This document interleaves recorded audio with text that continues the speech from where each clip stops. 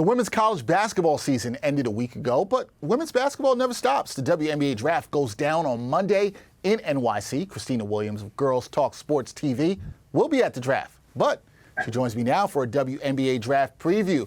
Khristina, are you ready for the draft?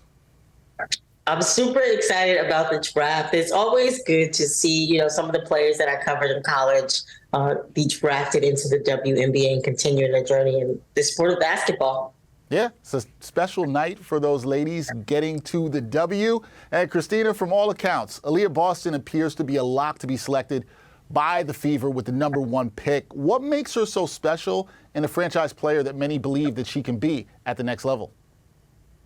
Yeah, Aliyah Boston is going to be a generational player in the WNBA. In college, she proved what she can do. She was a 2-time Defensive Player of the Year, 3-time All-American First Team, and a national champion. We saw what happened with the Gamecocks this season. Their season didn't end the way she wanted it, but, she should be proud of how her college career ended this past season. She averaged 13 points, 9.8 rebounds, 1.9 assists, shooting over 55%, and playing less minutes. When Aliyah Boston gets drafted, she's going to be one of those players to make an immediate impact in the WNBA. She's a dominant defensive force around the basket, an elite rebounder, and an efficient scorer to paint. All those things are positives to any GM looking to draft a WNBA-ready player. And so I'm super excited to see how Aliyah Boston's game translates from the college to the pros, but she's definitely ready. And she's going to be a dominant player. Look, the Indiana Fever, as you mentioned, they projected her as that #1. She's projected as that #1 pick. And the Indiana Fever, they have that #1 pick, the first in their franchise history. And they're the team that needs to benefit from this draft. They finished dead last season in overall standings in the WNBA. And so General Manager Lynn Dunn, she's really looking to build a team that's defensive minded first. And so Aliyah Boston definitely checks that off the list in terms of how Lynn Dunn is trying to rebuild the Indiana Fever franchise. And they have a bunch of picks. They have 2 picks in the first round. And so that's going to be crucial to determine how the Fever identity looks moving forward into the new season. Yeah, getting Aliyah Boston would be a good start for the Fever. As you mentioned, 2 picks in the first round for them to start to bring in some young talent to that team. So I got to ask you this. How do you think this draft class compares to previous years in terms of overall talent, depth, and potential for immediate impact?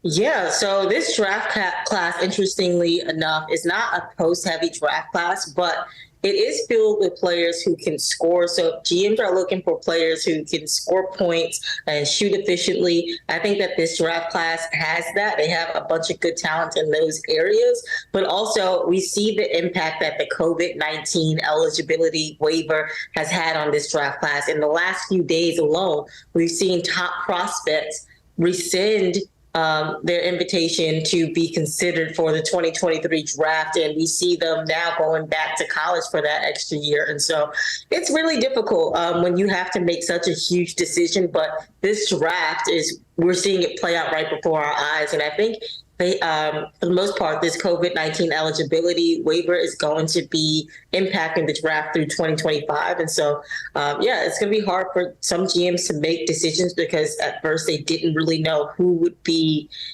considered for this draft because of players going back to college for that extra year. And so just to answer your question, this draft is not post heavy, but they do have a lot of good talent that can score. And that's a plus for any team. Yeah, that's a plus for any team looking to improve their roster. And when you talk about that with the COVID eligibility and some players moving to next year's draft and the draft beyond that, when you're looking at this draft, Khristina, you want to know if there's any sleeper picks. So are there any potential sleeper picks or underrated prospects that you think might surprise people once they start playing in the league?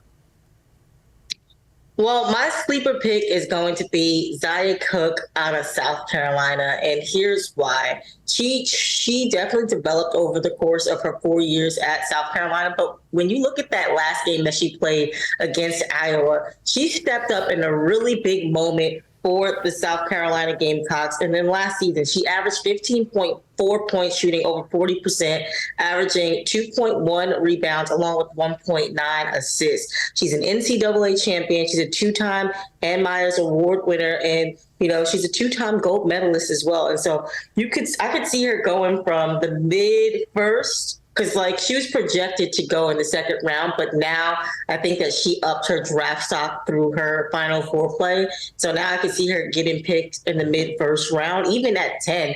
Through speaking to some people in the league, they're saying that she's a great versatile guard who can defend on the perimeter. They really like the way that she's able to finish at the basket as well. And so people are speaking very highly of Zia Cooke. And if I had to take my guess, I could see her even going at number 10 to the Los Angeles Sparks. Okay, yeah, and from what I saw from her in the tournament, strong point guard, can get to the hoop, looks like she could be a starter in the W, definitely. So there's no doubt that she can help her team. People, keep your eye on Zia Cooke. Keep your eye on Khristina Williams. She'll be covering the WNBA Draft. Khristina, appreciate you as always. Thank you for breaking it down.